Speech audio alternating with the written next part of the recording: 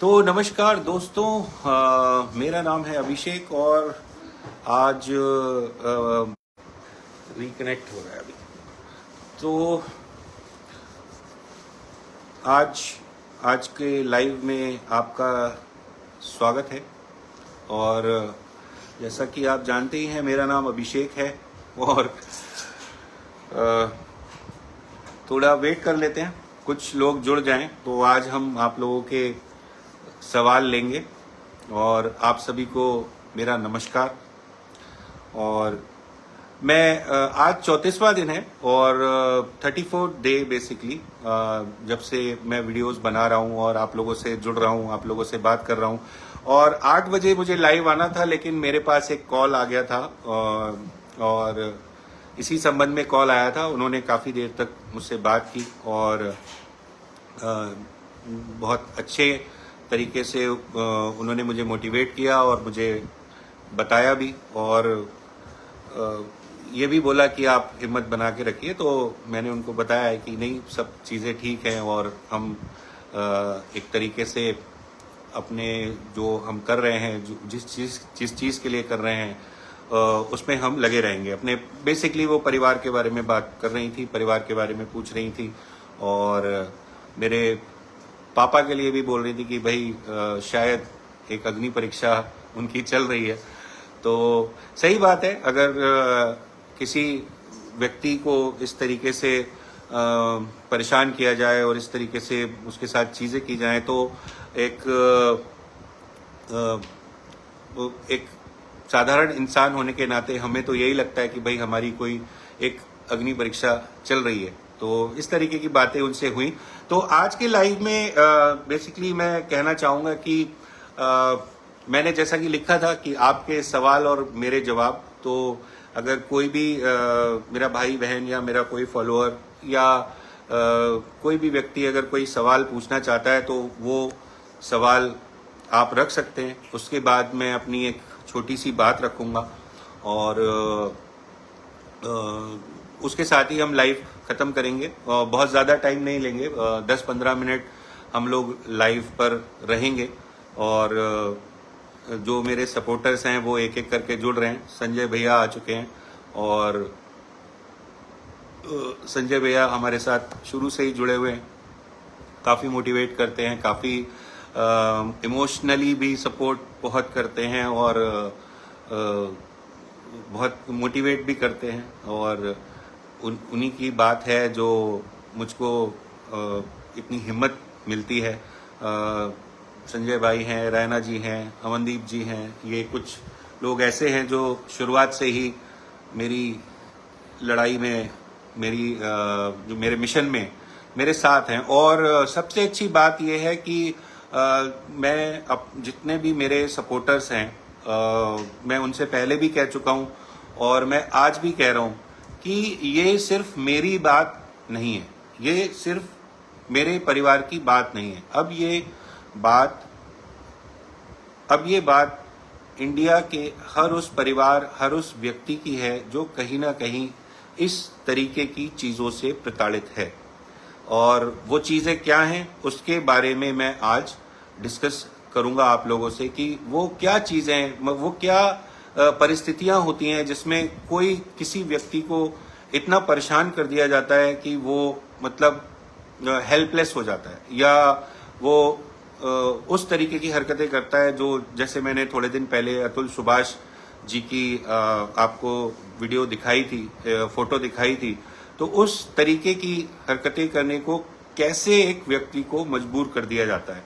और उसके लिए हम एक टाइमलाइन देखेंगे कि क्या टाइमलाइन रही और किस तरीके की परिस्थितियां हमारे परिवार के साथ बना दी गई बेसिकली।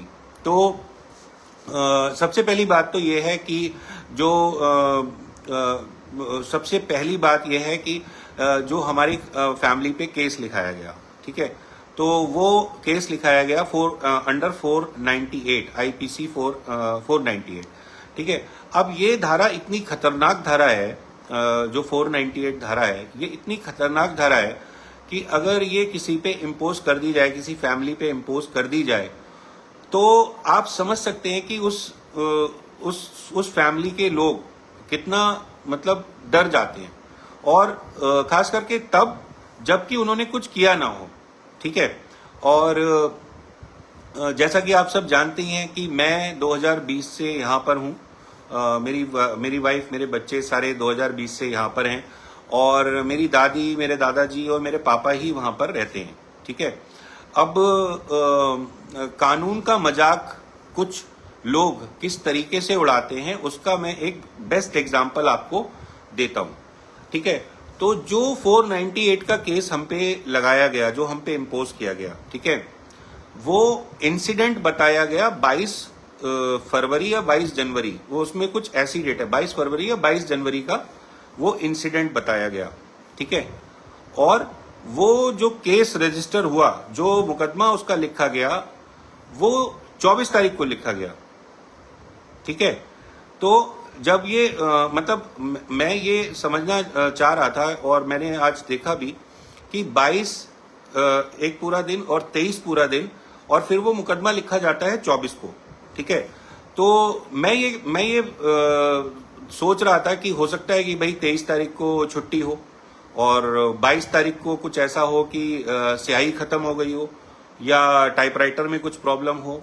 ठीक है, तो हमारा मुकदमा जो ये इन्होंने लिखवाया वो 24 तारीख को लिखा गया। ठीक है, और जो मुकदमा लिखा जाता है तो उसमें उस पे ऊपर लिखा होता है FIR, फर्स्ट इंफॉर्मेशन रिपोर्ट। तो फर्स्ट इंफॉर्मेशन रिपोर्ट दी गई 22 तारीख को और उसका मुकदमा लिखा गया 24 तारीख को। ठीक है, और उसमें एलिगेशंस लगाए गए कि भाई मेरे को ये बोला जाता है कि जाओ जाके 10 लाख रुपए लेके आओ, और मेरे जेठ मेरे ऊपर बहुत बुरी नजर रखते हैं, मेरे ससुर मेरे ऊपर बुरी नजर रखते हैं, और ये आए और मेरे चचिया जेठ भी बुरी नजर रखते हैं, और ये ऊपर आए, इन्होंने इस तरीके से मेरे साथ बदतमीजी की। तो मैं ये पूछना चाहता हूं बेसिकली, अब आप डिटेल में मतलब समझने की इसको कोशिश करिएगा कि जिस व्यक्ति को हाई कोर्ट से सुरक्षा मिली हुई है, ठीक है, जिस व्यक्ति को हाई कोर्ट से सुरक्षा मिली हुई है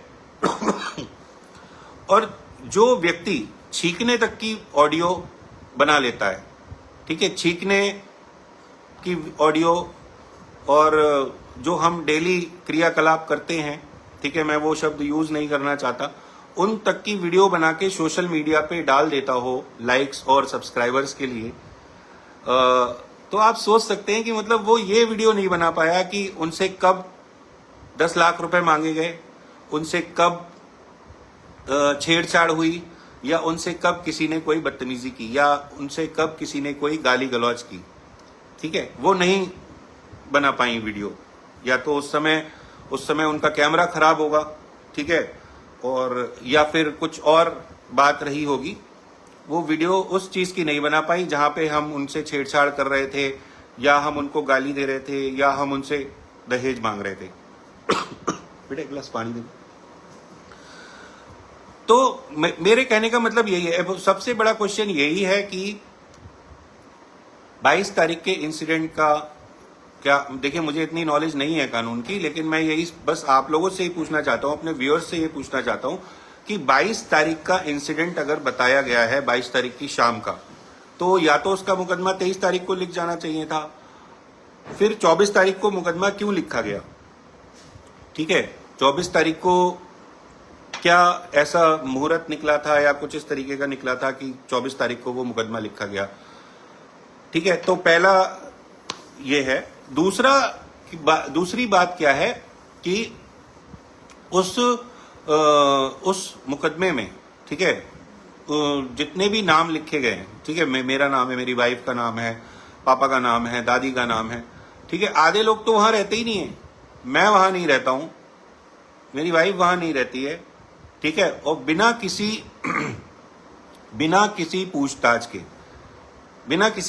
के पूरी फैमिली का नाम डाल दिया जाता है। ठीक है, पूरी फैमिली का नाम डाल दिया जाता है सिर्फ किसी के कहने पे। ठीक है, और जहां तक मुझे जानकारी है जैसे मैंने आपको बताया कि मैं भी कुछ लॉयर्स के साथ बैठता हूं और 2010 से ही लॉयर्स के साथ मेरा थोड़ा रहा है, क्योंकि मेरी कंसल्टिंग कंपनी है। बहुत सारे लॉयर्स ने तो मुझसे बोला कि ये तो मुकदमा बनता ही नहीं है, ठीक है, लेकिन वो डाल दिया गया और उसमें मतलब पूरे परिवार को कोर्ट जाना पड़ा और जमानत करवानी पड़ी और ये सब चीजें हमारे साथ हुई, ठीक है। अब आते हैं दूसरा मुकदमा, ठीक है। जो दूसरा मुकदमा इन्होंने लिखवाया, जिसमें आपको यकीन नहीं होगा जान के कि कम से कम 12 नाम थे उसमें, ठीक है। 12 लोगों के नाम उसमें थे, ठीक है। और उसमें करीब 3-4 ऐसे लोग थे जिनका नाम उसमें होना ही नहीं चाहिए था। तो और सबसे अमेजिंग बात यह थी कि जो 12 नाम थे उसमें से 8 लोग, 6 से 8 लोग उस पते पे रहते ही नहीं थे जहां पे इंसिडेंट हुआ था, ठीक है, लेकिन उनका नाम लिखवा दिया गया। तो ये दूसरा मुकदमा। तीसरा मुकदमा, ठीक है, तीसरा मुकदमा क्या था वो उसकी मैं डिटेल देता हूं, जो मेरे ऊपर लिखा गया, ठीक है। ये एक टाइमलाइन में बता रहा हूं, आज किसी का क्वेश्चन नहीं आ रहा है, चलिए आप लोग आराम से सुनिए। तो तीसरा मुकदमा जो मेरे ऊपर लिखाया गया, तो वो कब लिखाया गया मुझे आज भी याद है। मैं और मेरे चाचा हम गए हुए थे फिनिक्स मॉल, जो फिनिक्स मॉल है बरेली में, उसके बाहर गाड़ी लगी हुई थी। हम बैठ के रोल खा रहे थे वहां पे, मैं और मेरे चाचा, ठीक है। और मेरी वाइफ जो थी वो जावेद हबीब क्या अपना, मेरी वाइफ और बेटी हेयर कट करवा रही थी जावेद हबीब क्या, मुझे आज भी याद है अच्छे से। करीब 5:30-6 बजे का टाइम था, ठीक है। तो पापा का फोन आया कि भाई मैं सीसीटीवी लगवा रहा हूं और ये लोग यहाँ पे वो कर रहे हैं, मतलब तो सॉरी थोड़ा सा एक कॉल आ गया था। तो इनका काम तो है ही हंगामा काटना और वीडियो बनाना, ठीक है। तो वो वीडियो डाल रहे थे, तो मैंने कहा ठीक है पापा मैं आता हूँ। अच्छा, मेरी वाइफ हेयर कट करा रही थी, तो मैंने कहा इनको छोड़ के क्यों जाऊं, 15-20 मिनट बाद जाऊंगा। तो मैं 15-20 मिनट वहां पे वेट करता रहा और एडवोकेट आरती गुप्ता, आरती जी मैं आपका सवाल अभी लेता हूं थोड़ा सा 2 मिनट में। तो मैं 15-20 मिनट बाद वहां गया और वहां पे मैंने सब मामला शांत कराया और लेकिन ये लोग बाहर चिल्ला रहे थे, तो मैं अंदर जाके पापा से मैं भी थोड़ा सा हाइपर हो गया कि आप लोग क्यों डरते हो, यहाँ अंदर बैठ जाते हो। फिर इन्होंने 112 बुलाया। 112 वाला जो बंदा था उसने मुझसे बात की, उसने मुझसे बोला कि भैया आपका पारिवारिक मामला है, आप जाके आराम से बैठिए, ऐसे कोई बात नहीं है। हमने बताया भाई हमारा घर है, हम यहाँ पे सीसीटीवी लगवा रहे हैं। वो बात करने के बाद चला गया और इनका सिक्योरिटी गार्ड इनके साथ खड़ा था, ये खड़े थे और मैडम खड़ी हुई थी। और मैंने इन लोगों से ये बोला कि हाँ चलो आज का हो गया, चलो ऊपर चलो, मैंने ये बस बोला, ठीक है। और उसके बाद अगले दिन नेक्स्ट डे शायद मैं नोएडा आ गया। मुझे पता चलता है कि भाई मेरे ऊपर मुकदमा हो गया नोएडा आने के बाद, ठीक है।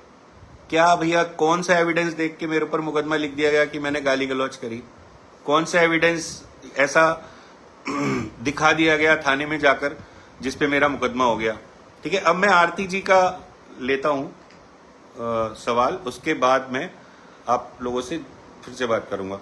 Although I have no right to speak among you people, but considering both the sides, I would like to say one thing to you. Since you are elder, you should think about your younger brother and that wife.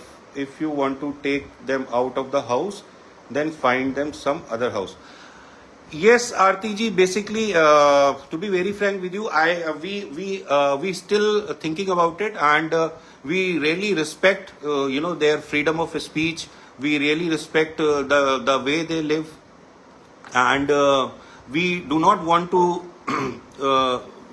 My father do not discriminate among their children, and this is a very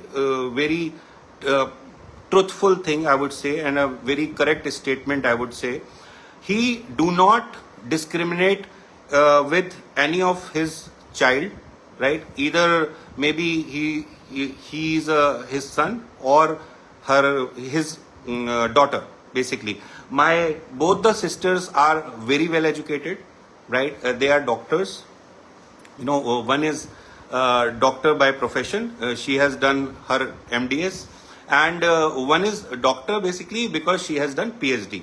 So you can understand that there is no level of discrimination among the children, right? And with this girl also, he considered her as his daughter only, right? And that is why we were actually I would say we were trying that एक दिन आएगा कि ये लोग सब ठीक हो जाएगा, एक दिन आएगा कि सारी चीजें ठीक हो जाएंगी, और वही चीजें हम कर रहे हैं. और जैसा कि मैं अपने पहले के वीडियोस में भी कह चुका हूं कि इस ये जो चीजें हैं, ये जो वीडियोस हैं, I am just making these video to show other side of the coin. Basically I am not showing कि कोई सड़क पे आ जाए या कुछ किसी का बुरा हो जाए.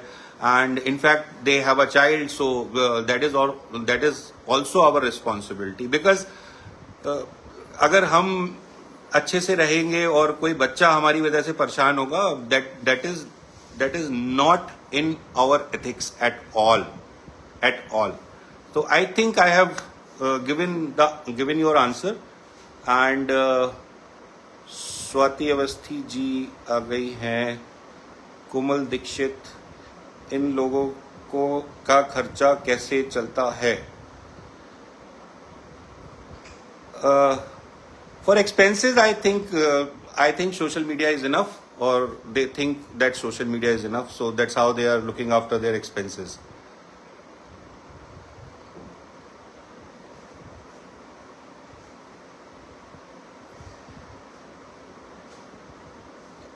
Siddharth Chaudhary ji saying, did Ajitesh betrayed her wife's father by escaping his daughter? Siddharth Chaudhary ji, I won't be able to answer you this. He will be the best person to answer you this. Advocate Sachin Mishra, try to keep your entire message in maximum Hindi words so that all your followers can understand. जी सचिन जी, मैं हिंदी में ही ज़्यादा बोलने की कोशिश करता हूँ. और कल भी मुझे एकदम याद आ गया था जो मैं वीडियो बना रहा था, तो कल मुझे याद आ गया था कि मैं कुछ ज़्यादा ही फ्लो में आ गया और मैं बहुत इंग्लिश में बोलना शुरू कर दिया था. तो एक पर्सन ने कमेंट किया था कि आज लगता है भैया कुछ ज़्यादा हो गई. तो ऐसा कुछ नहीं है, मैं it is my natural thing. मुझे बहुत एक्चुअली मेरे एक टीचर थे, मैं एक स्टोरी आपको और सुनाना चाहता हूँ.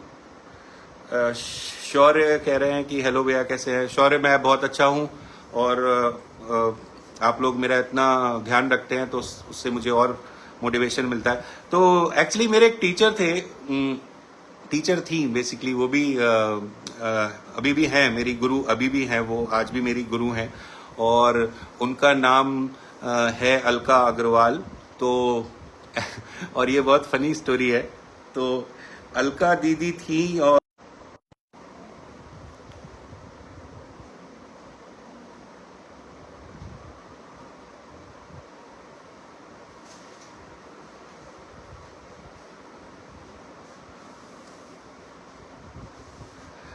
रायना जी पूछ रही हैं भैया डीजे बुक हो गया.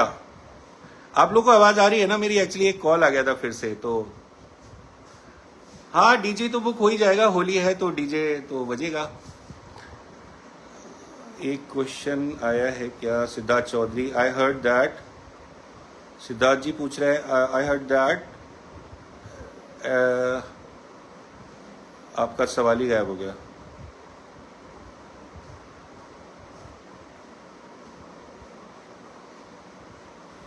भैया जी आप बस साथ रहिए, अपने बच्चे को अच्छी शिक्षा और संस्कार दें.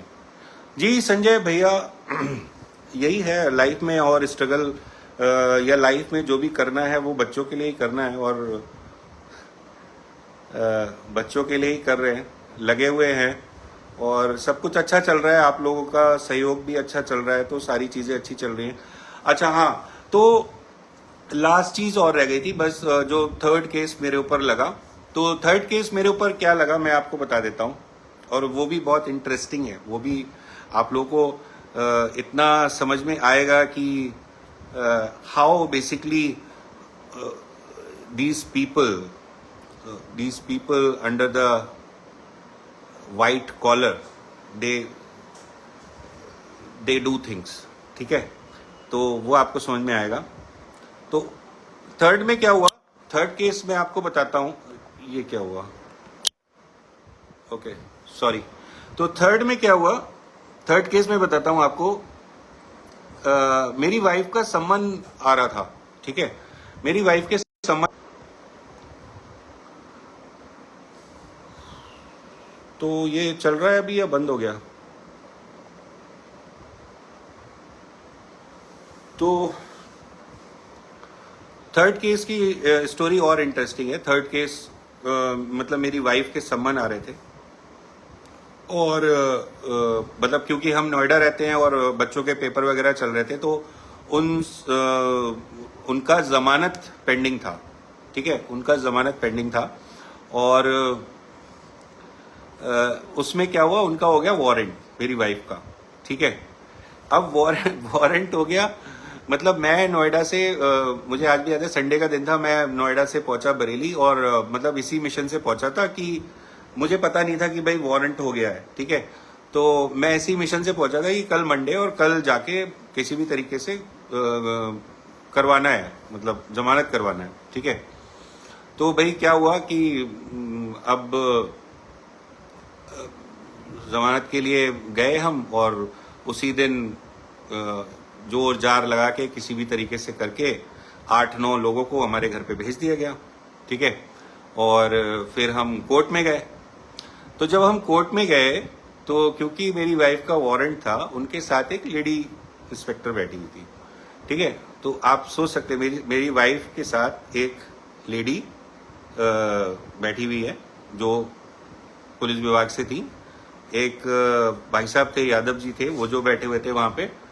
अब इतनी देर में क्या होता है कि ये भाई साहब आते हैं, मेरे को इशारा करते हैं ऐसे ऐसे करके। तो मैंने सोचा पता नहीं क्या बोलेगा क्या नहीं बोलेगा। मैं गया, मैंने कहा बताओ भाई क्या कहना है। तो मेरे से बोलता है कि वो भाई साहब तो कुछ नहीं बोले। मैडम बोलती है कि वो नहीं नहीं, हमें तो बहुत अफसोस हो रहा है और ये हो रहा है। तो मैंने इनको बोला, मैंने इनसे हाथ जोड़े ऐसे, मैंने कहा अब अफसोस मत करो। ठीक है, अब आप अफसोस बिल्कुल मत करो, अब आप हमारा पीछा छोड़ दो बस। ऐसे हाथ जोड़ के बोला मैंने। ठीक है, अब क्या हुआ कि इतनी देर में मेरे पापा आ गए। तो पापा ने मेरा हाथ पकड़ा और बोले चलो यहां से, इनसे बात मत करो। तो फिर वो हो गया कि मतलब हाँ ये तो चाहते ही नहीं है बात करना, ये वो ऐसा हुआ। तो मैं भी एक आध जवाब देने लगा, तो मेरे पापा मुझे खींचने लगे। तो बोलते हैं कि अब तीसरा मुकदमा मुझ पे इस पे हो गया कि हमसे कोर्ट में इन्होंने गाली गलौज की। ठीक है, और सबसे इंटरेस्टिंग बात पता है क्या है, उस मुकदमे में मेरा नाम भी लिखवाया गया और मेरी वाइफ का नाम भी लिखवाया गया, जिसकी जो कस्टडी में बैठी थी। तो देख रहे हैं आप, कोई पूछने वाला नहीं था कि भाई जो लेडी कस्टडी में बैठी है उसका नाम कैसे इस केस में डाल दिया। और कोर्ट की सीसीटीवी में साफ दिख रहा है कि मैं हाथ जोड़ रहा हूं कि भाई मुझे माफ कर दो, अब मैं हो गया तुम लोगों से, बस मेरा हो गया, काम खत्म। किसी ने नहीं पूछा कि भाई हाथ जोड़ने में और गाली बकने में कितना फर्क होता है। आप सोच सकते हैं कि किस लेवल तक शोषण होता है। इस वर्ड को मैं शोषण कहूंगा, किस लेवल तक शोषण होता है। और जो भाई साहब इसकी विवेचना कर रहे थे ना, वो हंस के कह रहे थे मुझे तो दिख रहा है आप तो हाथ जोड़ रहे हैं, आप तो हाथ जोड़ रहे हैं, आप तो गाली बक नहीं रहे। तो मैंने कहा भाई साहब फिर क्यों लिख रहे हो, मेरे ऊपर मुकदमा क्यों लिख दिया आपने। बोले मैं नहीं लिखूंगा तो वो एसपी पे जाएगी, एसपी नहीं सुनेगा तो वो एसएसपी पे जाएगी, एसएसपी नहीं सुनेगा तो वो एडीजी पे जाएगी, एडीजी नहीं सुनेगा तो वो आईजी पे जाएगी। तो भाई मुझे लगा कि मैं ही लिख दूं। तो इस तरीके से मेरा कमेंट पढ़ो जल्दी नहीं। आत्मनिर्भर आत्मनिर्भर मैं एक्चुअली सॉरी, आपका मिस कर दिया मैंने। तो इस तरीके से तो मुकदमे लिखे जाते हैं कि भाई अगर एसएचओ नहीं सुनेगा तो एसपी पे जाएंगे, एसपी नहीं सुनेगा तो एसएसपी पे जाएंगे, एसएसपी नहीं सुनेगा तो एडीजी पे जाएंगे। तो क्योंकि वो एक लेडी हैं तो भाई उनके नाम का मुकदमा लिख दो। हम तो बलि के बकरे हैं, जो हमें चाहे वो काट ले, जिस तरीके से चाहे वो हमारे ऊपर मुकदमा लिख दे, जिस धारा में चाहे वो मुकदमा हमारे ऊपर लिख दें। तो ये थी मुकदमों की बात, और इस तरीके से हमारे पूरी फैमिली पर मुकदमे लिखे गए। ठीक है, तो मैं आप लोगों से बस ये कहना चाहता हूं कि परेशान अगर हैं आप, सिस्टम से परेशान हैं या लोगों के व्यवहार से परेशान हैं या किसी भी तरीके से परेशान हैं, देखिए आवाज उठाइए। आपके माँ बाप ने आपको पढ़ाया है, लिखाया है, तो इसलिए नहीं पढ़ाया कि कोई आपको कीड़ा मकोड़ा समझे। ठीक है, और अगर सिस्टम आपको कीड़ा मकोड़ा समझ रहा है या कोई भी कीड़ा मकोड़ा समझ रहा है तो वो उसकी गलतफहमी उसे महसूस हो कि नहीं भाई मैंने तो गलत आदमी को चुन लिया उसके लिए। सौरभ राजपूत मुझे तो ठीक से हिंदी भी नहीं आती, ना तो मैं देसी भी है ना मैंने इंग्लिश भी है। अरे नहीं भाई, हिंदी इतना तो आपको समझ में आ जाएगा, कोई दिक्कत नहीं है। तो ये है, मतलब इस मेरे कहने का मतलब सिर्फ यही है कि आप लोग को अगर कहीं भी इस तरीके का व्यवहार होता हुआ या कुछ भी इस तरीके की चीजें होती हुई दिखे तो आप लोग आवाज उठाइए। और दूसरी चीज ये है कि 4-5 दिन से इस तरीके की हरकतें हो रही हैं, स्पीकर वाली चीजें हो रही हैं, ये सब चीजें हो रही हैं। तो एक्चुअली है क्या ना, इंडिया में प्रॉब्लम क्या होती है कि जैसे कभी आपने रोड पे कभी देखा होगा कि कोई एक्सीडेंट हो गया, ठीक है, तो जनरली क्या होता है कि बहुत जाम हाईवे पे लग जाता है। ठीक है, और वो जाम पता है क्यों लगता है?